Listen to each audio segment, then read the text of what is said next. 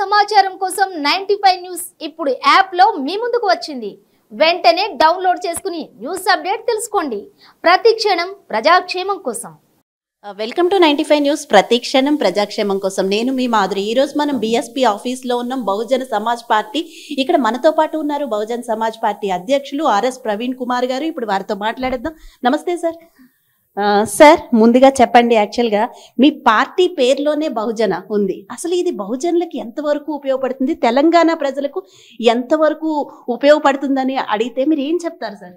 మొత్తం 99% ఉపయోగపడుతుందండి. 1% బహుజనులకు కాదు, 99% బహుజనులే. సో తప్పకుండా బహుజన్ సమాజ్ పార్టీ తెలంగాణ ప్రజలందరికీ మాత్రమే కాదు, దేశ ప్రజలందరికీ కూడా న్యాయం చేస్తుందన్న నమ్మకంతోనే నేను ఈ పార్టీలో జాయిన్ అయ్యాను. అంటే మీరు సిరిపూర్ నుంచి ఎందుకు చేశారంటే, కామారెడ్డి నుంచి డైరెక్ట్ సీఎం పై ఎందుకు చేయలేదు అని కొంతమంది అయితే ప్రశ్నిస్తున్నారు. దానికి మీరు ఏమంటారు? అందులో సిరిపూర్లో కోనేరు కోనప్ప 2 సార్లు విజయం గెలిచారు. సో మీరు ఎలా గెలుస్తాను అనే ఆశ ఉందా?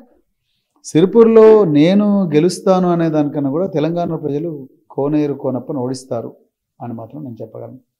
సో వాళ్ళు ప్రవీణ్ కుమార్ ఒక్కడే కోనేరు కోనప్పతో పోటీ పడగలడని నన్ను ఇక్కడ నుంచి తీసుకొని పోయారు తెలంగాణ సిరిపూర్ ప్రజలు. నన్ను వాళ్ళలో ఒక్కడిగా చేసుకున్నారు.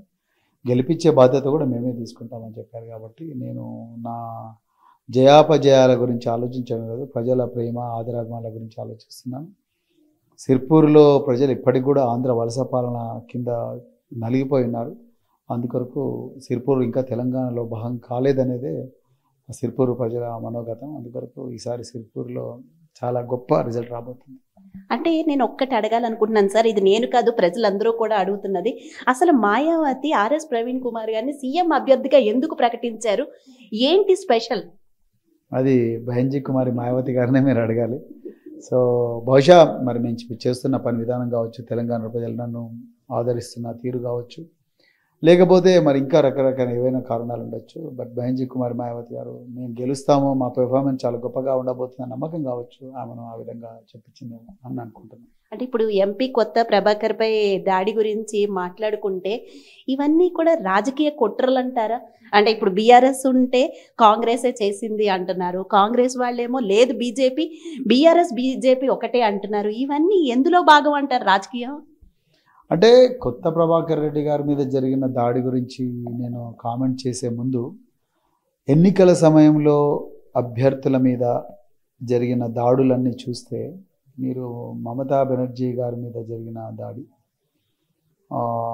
అదేవిధంగా జగన్మోహన్ రెడ్డి మీద విశాఖపట్నం ఎయిర్పోర్ట్లో ఒక నెయిల్ కట్టర్తో జరిగిన దాడి, సో ఇవన్నీ కూడా జనరల్గా ఏంటంటే ప్రజల లోపల సానుభూతి తీసుకురావడం కోసం పోల్ స్ట్రాటజిస్టులు పొలిటికల్ పార్టీస్తో జిమ్మికులు చేయిస్తుంటారు.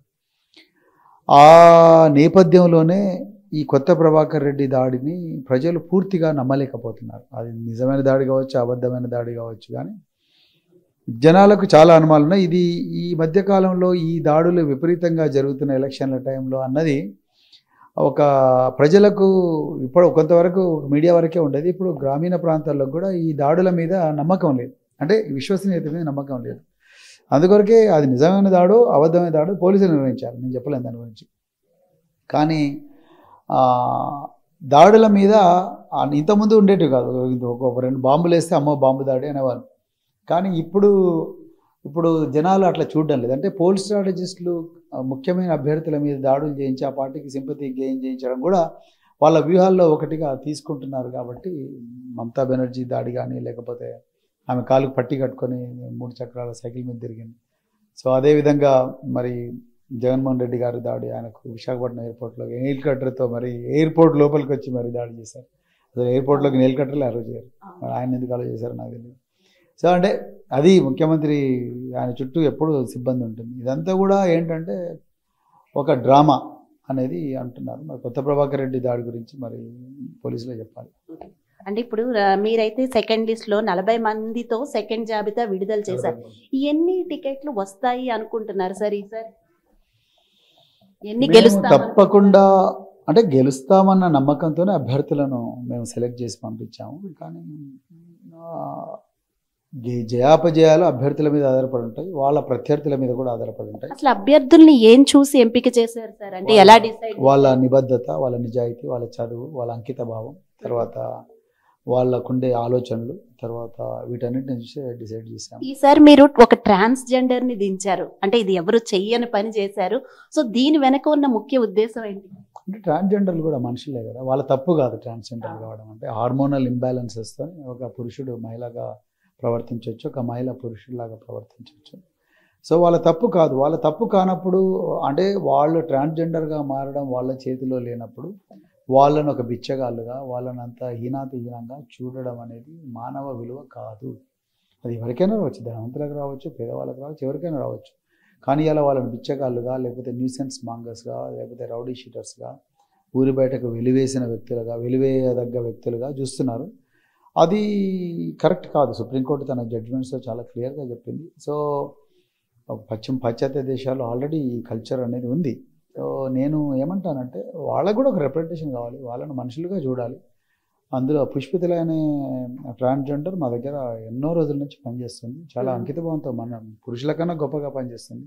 ఎందుకు ఆ అమ్మాయిని అందరికీ ఆ ప్రతినిధిగా చేయకూడదు? ఆమె ట్రాన్స్జెండర్ ప్రతినిధిగా చూడట్లేదు, అందరి ప్రతినిధిగా చూస్తున్నాను. అలానే ఇప్పుడు బీసీని సీఎం చేస్తా అని బీజేపీ పార్టీ అమిత్ షా అన్న మాటల్ని మనం ఎలా చూడొచ్చండి? అదొక కేవలం ఒక జిమ్మిక్ అనుకుంటున్నాను. ఒక బీజేపీ రాష్ట్ర అధ్యక్షుడిగా ఉండడమే భరించలేని బీజేపీ బీసీని సీఎం చేస్తూ ఉంటే ఎట్లా నమ్ముతారు? వాళ్ళ ఆర్ఎస్ఎస్, వాళ్ళ మాతృ సంస్థ అయిన ఆర్ఎస్ఎస్లో సరసంఘ చాలకులు ఒక్కరిని కూడా బీసీని పెట్టలేదు ఇంతవరకు. ఒక్కరిని కూడా ఎస్సీని పెట్టలేదు, ఒక్కరిని కూడా ఎస్టీని పెట్టలేదు. అంటే ఉదాహరణకు చెప్తున్నాను నేను. సో అంటే ఆర్ఎస్ఎస్కు బీజేపీకి ఆ నిబద్ధత లేనప్పుడు కేవలం ఓట్లను దండుకోవడం కోసమే చెప్పిన విషయంగా నేను భావిస్తాను.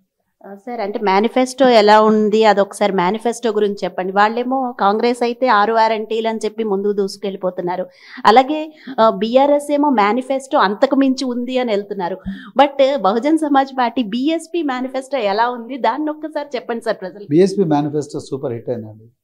మేము మహిళలకు వాషింగ్ మెషిన్లు ఇస్తా ఉన్నాం. ఎందుకంటే మహిళలకు వాషింగ్ మెషిన్ అంటే వాళ్ళకి ఏదో చేయాలని కాదు, వాళ్ళకు తాయిలాలు ఇవ్వడం కాదు, వాళ్ళ శ్రమ తగ్గించడం. వాళ్ళ బట్టలు ఉతకడం అనేది పెద్ద శ్రమ. అది యాక్చువల్గా మహిళలు పొద్దంతా కూలీ చేసి వచ్చి రాత్రి మళ్ళీ ఇంటికాడ కూర్చొని బట్టలు ఉతకడం శ్రమ.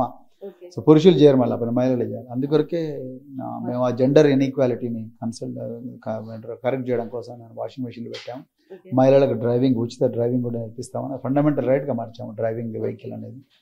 తర్వాత 12,000 కోచింగ్ సెంటర్లు, టీఎస్పీఎస్సీని రద్దు చేయడం, ఇలాంటివన్నీ అంటే మేము బేసిక్గా విద్యార్థి యోజనలను దృష్టిలో పెట్టుకొని మేము చేయడం జరిగింది. అదేవిధంగా ఇంకొకటి ఏంటంటే మేము కల్చరల్గా కూడా చాలా రివైవల్ చేసాము. రైతులకు కూడా చాలా గొప్ప స్కీమ్స్ పెట్టాము. వీటన్నిటి వల్ల బహుజన్ సమాజ్ పార్టీ కోడింగ్ను 5th లాంగ్వేజ్గా ప్రకటించాము. సో అట్లా తెలంగాణను ఒక ప్రోగ్రెసివ్ తెలంగాణగా మార్చడానికి ప్రయత్నం చేశాం. కేసీఆర్ వీళ్ళందరూ కూడా ఒక రిగ్రెసివ్ తెలంగాణగా చేశారు. మేము ప్రోగ్రెసివ్ తెలంగాణగా మారుస్తాం. అంటే ఇంక ఎలక్షన్స్ ఎన్నో రోజులు లేవు, దగ్గరికి వస్తున్నాయి. సో మీ వ్యూహాలు ఏంటి సార్ గెలవడానికి? మేము గెలవడానికి నిత్యం ప్రజల మధ్యలో ఉందాం అనుకుంటున్నాం. ఈ అధికార పార్టీ డబ్బులతో విచ్చలవిడిగా ఓట్లు కొనాలని చూస్తుంది. వాటికి వ్యతిరేకంగా మేము పోరాడాలనుకుంటున్నాం. ప్రజల మధ్య నుండి ప్రజల కోసం బతకాలనుకుంటున్నాం. ఓకే, చివరిగా ఒకే ప్రశ్న సార్. ఆర్ఎస్ ప్రవీణ్ కుమార్ కనుక గెలిస్తే సిరిపూర్ ఎలా ఉండబోతోంది? సిర్పూర్ యాక్చువల్గా ఓటు ఏమంటారు, నియోజకవర్గాల లిస్టులో సిర్పూర్ నెంబర్ 001 అంటే 1వ నెంబర్ నియోజకవర్గం. కానీ అభివృద్ధిలో కూడా సిర్పూర్ నెంబర్ 1గా ఉండబోతుంది. మరి ముఖ్యంగా అక్కడ కోనేరు కోనప్ప, కోనేరు కృష్ణ, 2 గూండాలు ఆ ఏరియాను కబలిస్తున్నారు. వాళ్ళిద్దరిని జైల్లో పెట్టేంత వరకు సిర్పూర్ ప్రజలు నిద్రపోరు. సో దాని తర్వాతనే సిర్పూర్ అభివృద్ధి గురించి ఆలోచిస్తాం. ముందు వాళ్ళ నుంచి స్వేచ్ఛ కల్పించాలి సిర్పూర్ ప్రజలకు. Okay, right. Thank you sir. Thank you so much.